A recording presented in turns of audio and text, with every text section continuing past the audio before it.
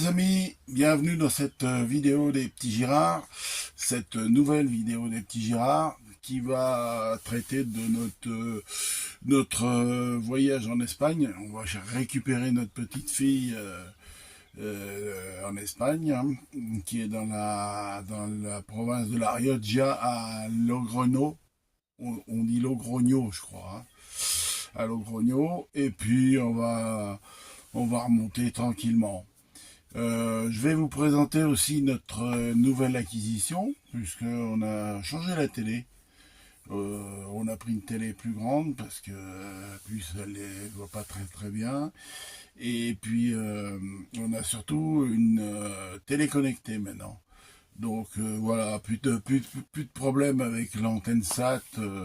De toute façon, elle fait les deux. On peut aussi utiliser le satellite et puis Internet, il n'y a pas de problème. On a testé déjà, bon, en France on a largement assez, et à l'étranger, quand on reste longtemps, on prend un forfait étranger, surtout en Espagne, qui sont pas chers du tout.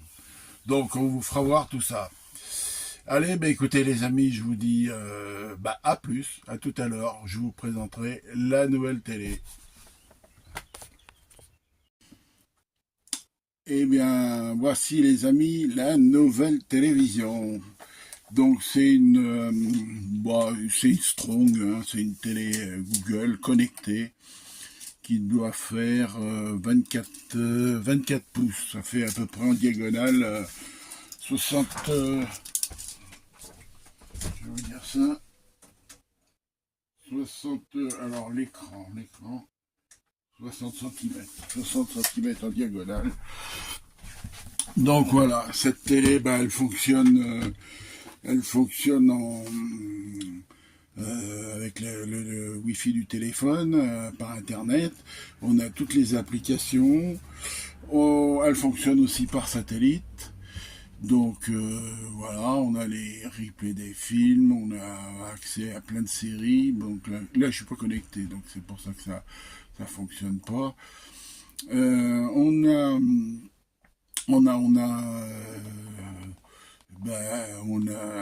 M6, le groupe M6, on a TF1, on a Canal, enfin on a toutes les chaînes, Molotov et tout.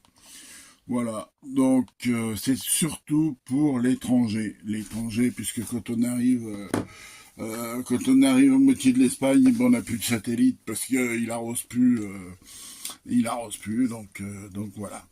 On a pris ça, et surtout pour plus qu'elle puisse voir un peu mieux la télé, parce que l'autre était vraiment petite. Voilà les amis, la nouvelle acquisition. Sinon c'est une télé classique, rien de particulier. On peut mettre des applications, puisqu'on a Google dedans, plein de choses, voilà. Comme un ordi, une tablette, un petit peu mieux. Voilà, allez, à plus les amis. Le bonjour vous va les amis, et bienvenue sur la chaîne des petits Girards. Eh bien, on est parti en Espagne, hein, récupérer notre petite fille, notre grande petite fille. Donc on a passé la nuit sur cette terre, là près du lac. Super bien, hein, tranquille, impeccable. Je vais vous faire voir. Donc là c'est le parking qui est derrière, puisque en fait derrière moi le lac il est à peu près à 300 mètres, hein, vous pouvez y aller. J'ai vu qu'il y avait des gens qui se baignaient hier. Il y a une belle plage. Donc, et puis on a un petit chemin d'accès qui nous emmène sur l'air. Allez, on y est parti. Donc vous voyez, petit chemin d'accès, petit pont. Il doit y avoir un petit ruisseau, mais là, avec la sécheresse qu'il y a ici, je sais pas si je vous l'ai dit, on est dans les Landes ici, hein. On est à 90 km de Bayonne, donc on va reprendre la route, là. Voilà. Il y a une vingtaine de places, elle est bien sympa. Et j'aime bien ce revêtement là, dans les emplacements, parce que s'il pleut, ça vous embourbez pas. Donc vous voyez, poubelle bien sûr, tout ce qu'il faut, borne électrique, tout. Voilà. Allez, on continue, prochaine étape, je pense qu'on sera en Espagne, hein. Allez, à plus les amis. Coucou les amis, bienvenue ce matin On vient de quitter le Greno pour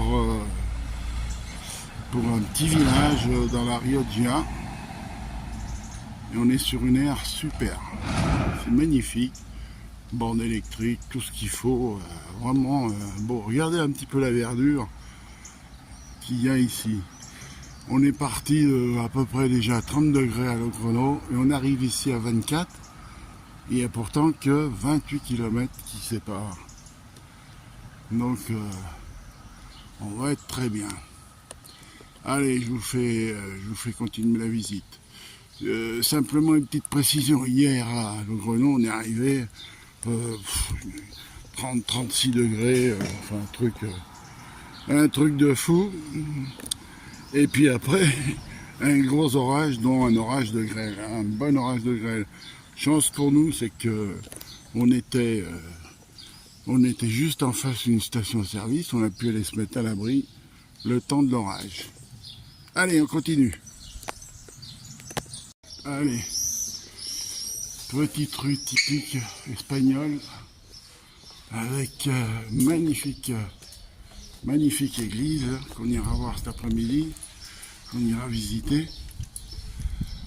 C'est super ce petit village. On vient d'aller chercher le pain. Là, je vous ferai voir la boulangerie aussi. Le pain est excellent. Et puis voilà, et surtout, on va aller goûter le vino tinto. On vous dira ça. Allez, à plus. Coucou les amis. Eh ben, ce matin, un petit tour au marché, après avoir passé une bonne nuit sur notre aire. Je vais même vous dire quelque chose. Eh bien, au milieu de la nuit, je me suis réveillé pour prendre la couette. 12 degrés, comme on avait tout ouvert. Eh bien, il faisait pas chaud. Voilà. Donc, regardez ce beau monument là. Par contre, j'ai remarqué que tous les monuments étaient bien atteints, bien fondus. Est-ce que c'est la chaleur? Je sais pas. Alors, comme vous pouvez voir, c'est un tout petit marché. Hein. Mais bon, ça mérite d'exister, puis c'est sympa. Voilà, on va aller aux fruits et légumes qui sont là-bas à l'abri. Regardez ce petit coin. C'est sympa comme tout. Regardez ce magnifique lampadaire au milieu, là. Puis c'est bien ombragé pour une belle terrasse. Superbe.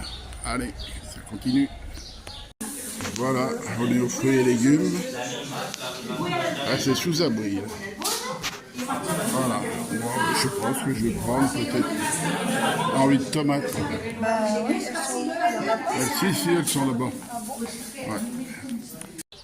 Alors, regardez un peu ce bâtiment moderne. Ça tranche un petit peu avec le reste du village.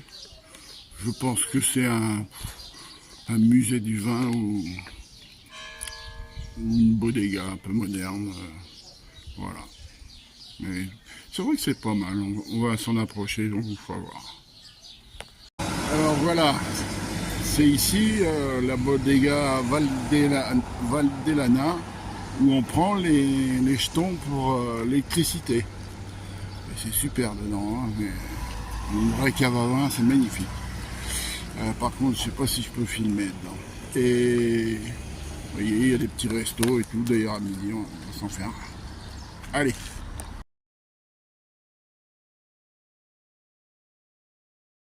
Allez. Alors, c'était pas la dernière acquisition. La dernière acquisition, c'est le petit congélateur, enfin réfrigérateur congélateur de chez Vevor.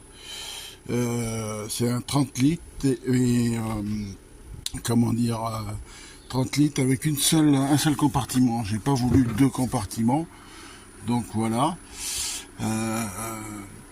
Pourquoi cet achat? Eh bien, simplement parce que on a un grand réfrigérateur congélateur dans le camping-car qui fait, je crois, 145 ou 150 litres avec un petit fraiseur. Le problème, c'est que le réfrigérateur a tendance à congeler. Donc, qu'est-ce qu'on fait? Ben, on le baisse. Et quand on le baisse, comme il n'y a pas de réglage séparé, on baisse le fraiseur. Donc, ce qui fait que les produits surgelés qu'on emmène, des fois, ou les glaces, c'est pas terrible. Donc voilà, on a pris ce petit congélateur. Nous, on s'en sert surtout comme congélateur, hein. Il fait réfrigérateur, mais c'est plutôt en congélateur. Voilà pourquoi, tout simplement. Donc là, il est installé dans la soute, ouais. Il marche en 12 volts, là, actuellement. Ça consomme entre 35 et 40 watts. Je peux le faire marcher sur l'EcoFlow en 220 aussi. Quand je mets son panneau solaire de l'EcoFlow, bah, je consomme que dalle.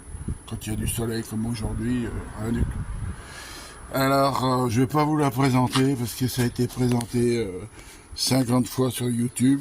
Simplement, ce que je peux vous dire, c'est que les performances sont réelles, hein.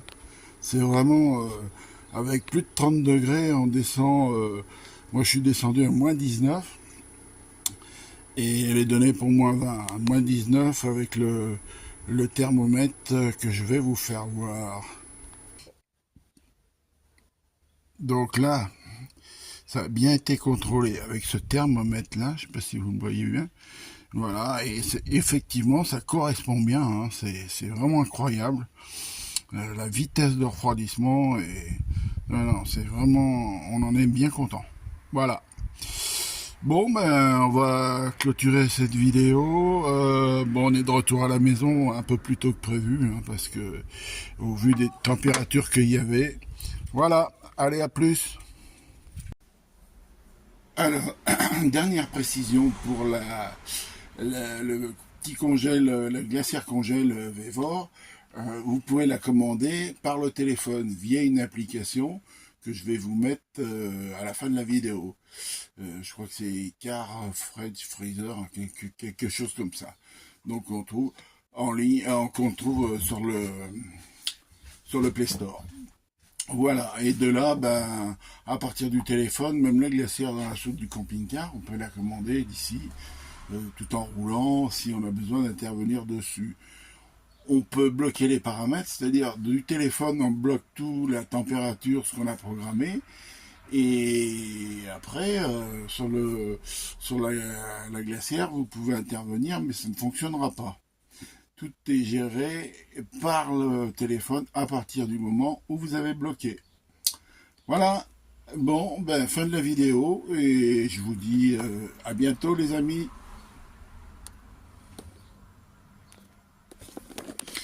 Bon, comme d'hab, ça c'est